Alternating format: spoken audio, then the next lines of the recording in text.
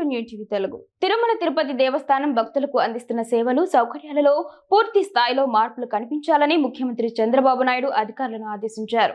సచివాలయంలో టీటీడీపై నిర్వహించిన సమీక్షలో ఆయన మాట్లాడుతూ భక్తుల మనోభావాలు, ఆలయ పవిత్రతకు అనుగుణంగా అన్ని కార్యక్రమాలు, నిర్ణయాలు ఉండాలని స్పష్టం చేశారు. గత 9 నెలల్లో తీసుకున్న చర్యలపై అధికారులు ప్రజెంటేషన్ ఇవ్వగా భవిష్యత్తులో చేపట్టాల్సిన చర్యలపై సీఎం సమీక్షించారు. దర్శనాలు, వసతి, ఇతర సేవలపై భక్తుల అభిప్రాయాలను కూడా పరిగణలోకి తీసుకున్నారు. పెరుగుతున్న భక్తుల రద్దీని దృష్టిలో ఉంచుకొని రాబోయే 50 ఏళ్ల అవసరాలకు తగ్గట్టుగా టీటీడీని తీర్చిదిద్దాలని చంద్రబాబు సూచించారు. అభివృద్ధి పనుల పేరుతో నిధులను ఇష్టానుసారంగా ఖర్చు చేయకూడదని, టీటీడీకి మనం ధర్మకర్తలం మాత్రమేనని ఆయన అన్నారు. శ్రీవారికి భక్తులు సమర్పించే కానుకల సొమ్మును దుర్వినియోగం చేసే అధికారం ఎవరికీ లేదని ఆయన తేల్చి చెప్పారు.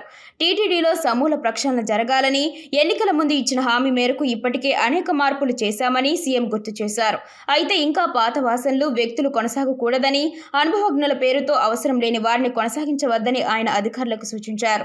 రథసప్తమి, వైకుంఠ ఏకాదశి వంటి ప్రత్యేక సందర్భాల్లో టీటీడీ అందించిన సేవలపై భక్తులు సంతృప్తి వ్యక్తం చేసినట్లు అధికారులు తెలిపారు.